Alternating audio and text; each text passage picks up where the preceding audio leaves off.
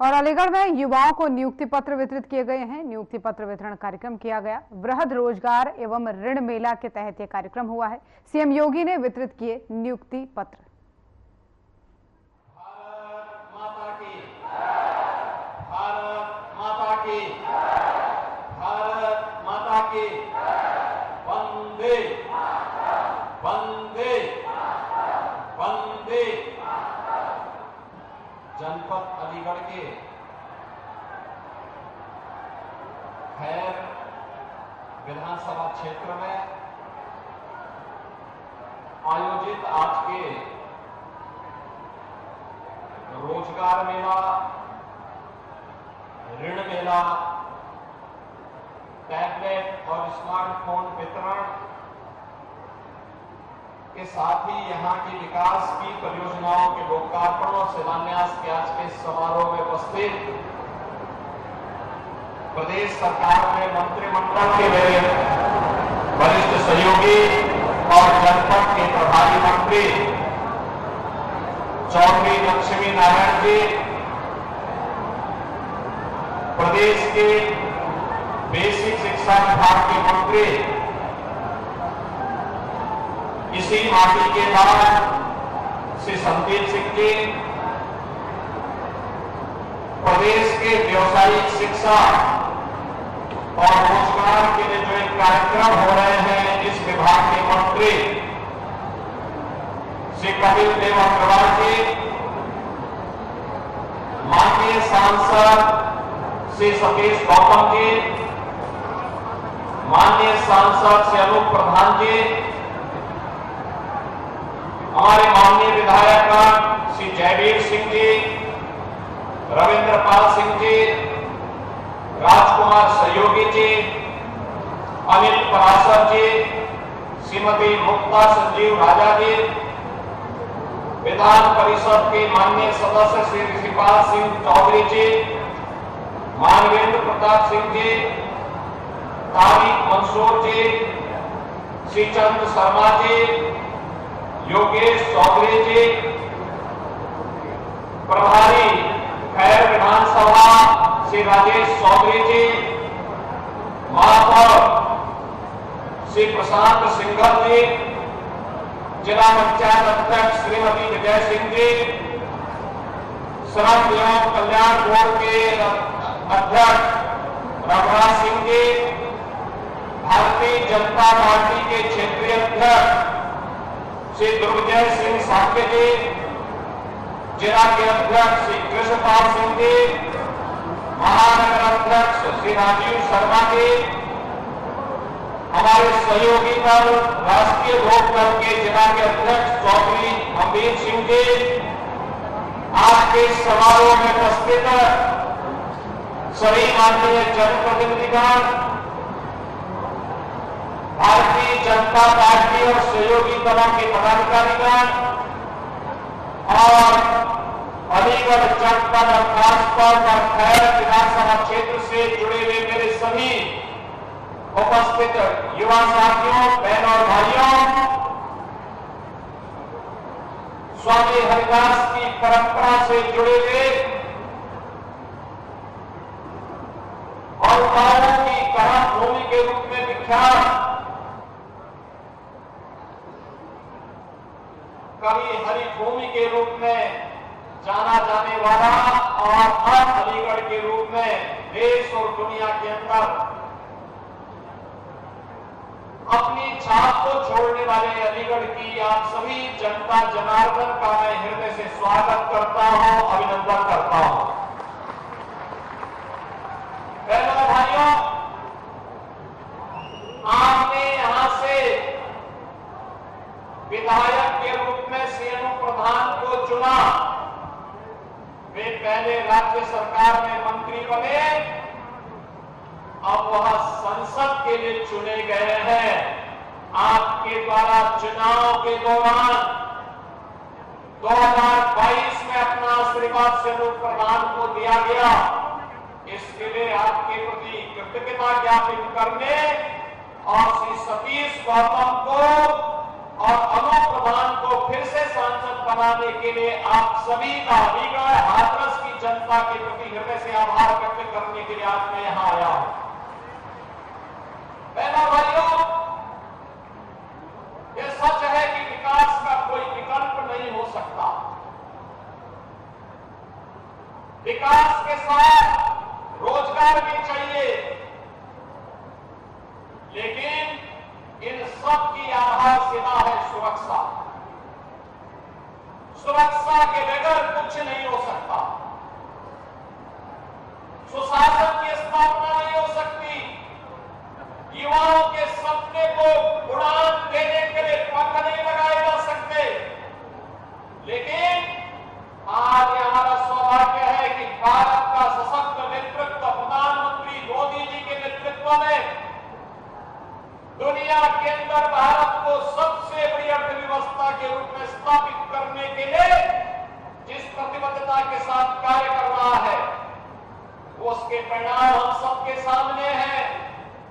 और प्रधानमंत्री मोदी जी की प्रेरणा से ये कार्यक्रम आज युवा कभी नौकरी करने के लिए शहर में जाता था, आज वे लोग सरकार के साथ मिलकर के युवा के पास जा रहे हैं कि चलिए आपके लिए हम नौकरी दे रहे हैं, आइए आप अपनी स्किल के अनुसार नौकरी प्राप्त करिए, हम आपकी क्षमता का उपयोग करते हुए आपके रोजगार और सम्मानजनक जीवन की एक उचित व्यवस्था देंगे। बहनों भाइयों, आज यहां पर 63 से अधिक कंपनियां रोजगार देने के लिए आई हैं।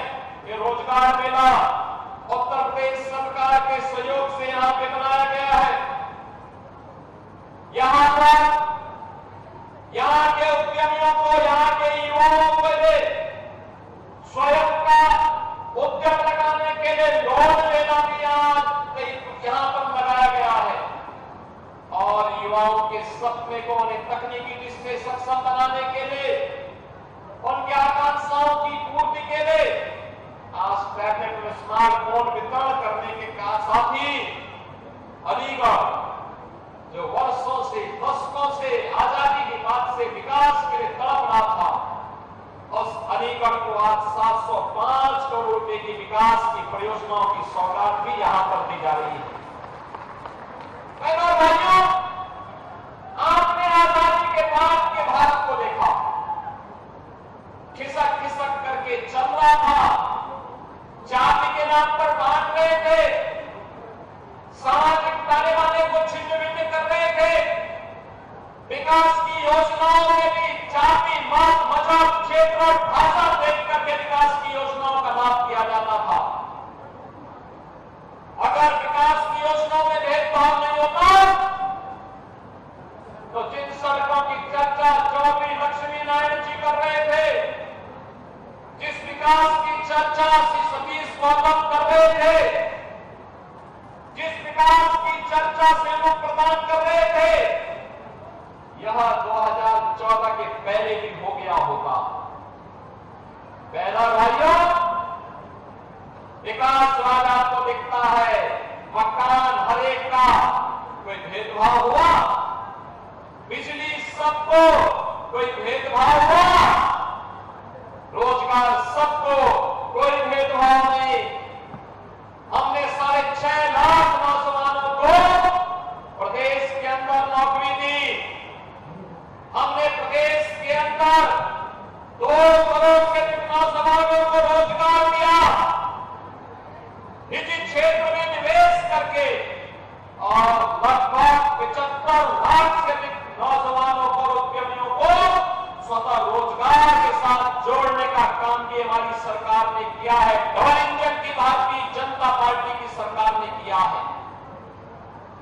मकान सबको, बिजली सबको, उज्ज्वला योजना में रसोई गैस के कनेक्शन सबको, पानी सबको, सड़क का काम भी हुआ, बड़े बड़े कार्य भी हुए, लेकिन भेदभाव किसी के साथ नहीं किया।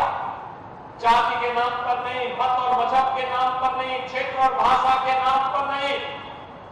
आपने देखा होगा जिन नौजवानों को स्मार्टफोन वितरित हुआ, रोजगार के सर्टिफिकेट वितरित हुए, हर जाति और मत और मजहब के थे, क्योंकि मोदी जी का तो मंत्र है सबका साथ और सबका विकास।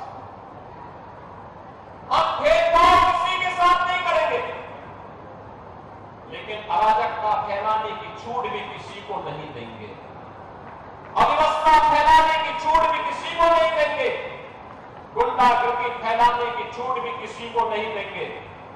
बेटी की सुरक्षा हो या व्यापारी का सम्मान, किसी को उसके साथ खिलवाड़ करने की छूट नहीं देने देंगे।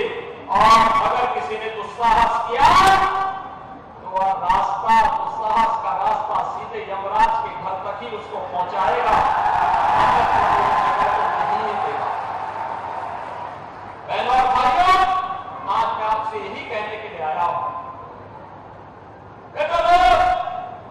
जब उन्हें सत्ता प्राप्त हुई थी, कांग्रेस हो या समाजवादी पार्टी या बहुजन समाजवादी पार्टी, इन लोगों ने सामाजिक ताने बाने को छिन्न भिन्न किया, अपनी योजनाओं के माध्यम से तुष्टीकरण की पराकाष्ठा पर चढ़ करके समाज को विकास की धारा से विमुख करने का काम किया, बेटी की सुरक्षा में सेंध लगाने का काम किया। और आज भी जब देश विकास की नित नई ऊंचाइयों को छू रहा है, तब भी ये लोग वही काम कर रहे हैं। याद करिए, 2014 में मोदी जी के आने के बाद देश के अंदर एक नया परिदृश्य देखने को मिला है। एक तरफ बिना टिके, बिना झुके प्रधानमंत्री मोदी जी विकास की योजनाओं को आगे बढ़ाने का काम कर रहे हैं, देश को विकास की नई बुलंदियों की ओर ले जाने का काम कर रहे हैं। दूसरी तरफ विपक्ष है, दुष्प्रचार करके बदनाम करने का काम कर रहा है, जाति दुष्प्रचार कर रहा है, अराजकता फैलाने का काम कर रहा है, जातियों को आपस में लड़ाने का काम कर रहा है। बहनों और भाइयों, इन्होंने राष्ट्र नायकों का अपमान किया। नेताजी सुभाष चंद्र बोस हो, सरदार वल्लभ भाई पटेल हो, डॉक्टर श्यामा प्रसाद मुखर्जी हो, या फिर महाराणा महेंद्र प्रताप सिंह, इन सबका अपमान अगर किसी ने किया था तो कांग्रेस ने किया था। कांग्रेस ने कभी भी महापुरुषों को, राष्ट्र नायकों को सम्मान नहीं दिया। भारतीय जनता पार्टी है, इन महापुरुषों को सम्मान देने का काम कर रही है। एनडीए की सरकार में सम्मान देने का काम कर रही है। राजा महेंद्र प्रताप सिंह जी के नाम पर अलीगढ़ में बना विश्वविद्यालय इसका उदाहरण है। मां शाकंभरी के नाम पर सहारनपुर में बना विश्वविद्यालय इसका उदाहरण है।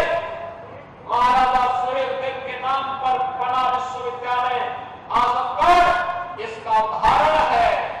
लेकिन बहनों और भाइयों, इन लोगों को तो एक परिवार के सिवाय कोई नहीं सूझता। जब इनकी सत्ता आई, केवल और केवल एक परिवार के नाम पर सब कुछ हो, इन राष्ट्र नायकों का नाम न हो।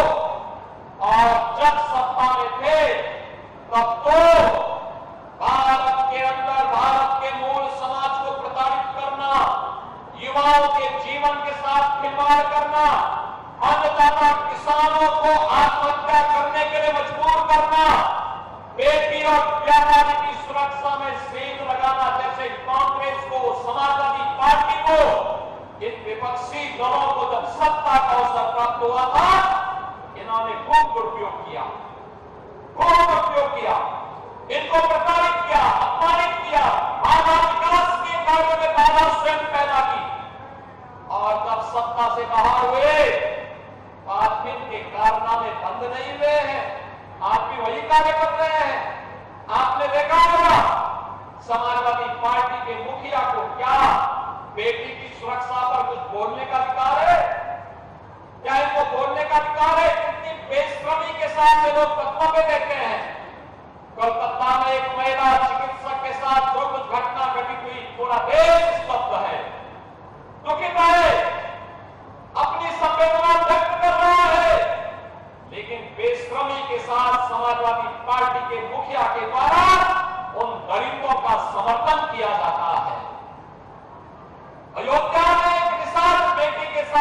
घटना घटित हुई समाजवादी पार्टी के पदाधिकारी के द्वारा।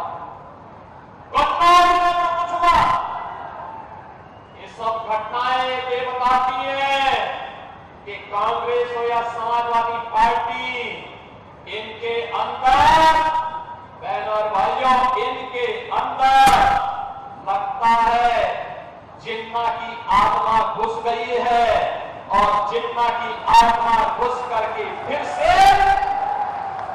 जिन्ना ने देश का विभाजन करने का पाप किया था, और इसीलिए अंतिम समय में घुट घुट करके मरा था। ये लोग वही बात आगे लोग कर रहे हैं, समाज को बांट रहे हैं, जाति विस्मरण कर रहे हैं, सामाजिक पाने वाले कर रहे हैं,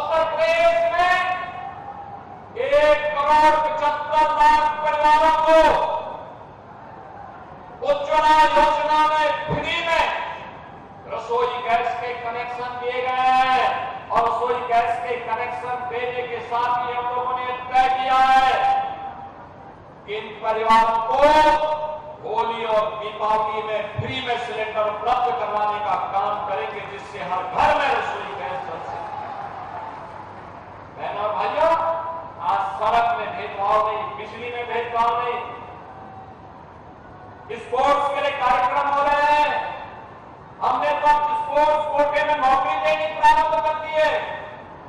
आपने देखा होगा अभी एक 5 नौजवान लड़का राजकुमार पाल ओलंपिक में भारत इंडिया हॉकी टीम के साथ में खेल रहे थे और ओलंपिक में भारतीय टीम ने मेडल जीता। राजकुमार पाल उत्तर प्रदेश का नौजवान है। हमने कहा इसको डिप्टी एसपी की नौकरी देंगे, सीधे डिप्टी एसपी बनाएंगे।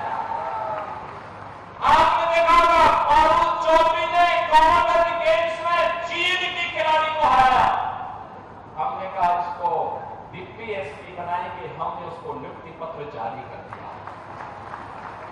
बहनों और भाइयों, 500 खिलाड़ियों को नौकरी दे चुके हैं और आज मैं खैर वालों को भी एक खुशखबरी दे रहा हूं कि आपका मिनी स्टेडियम का भी शिलान्यास आज यहां पर पैदा किए। यहां खिलाड़ी कोई पारुल चौधरी, कोई राजकुमार पाल, ऐसे खिलाड़ी पैदा होकर नौकरी की गारंटी एक भाजपा की डबल इंजन की सरकार निभाई। तो अलीगढ़ से सीएम योगी को सुन रहे थे आप। बुलेटिन में फिलहाल इतना ही। नमस्कार।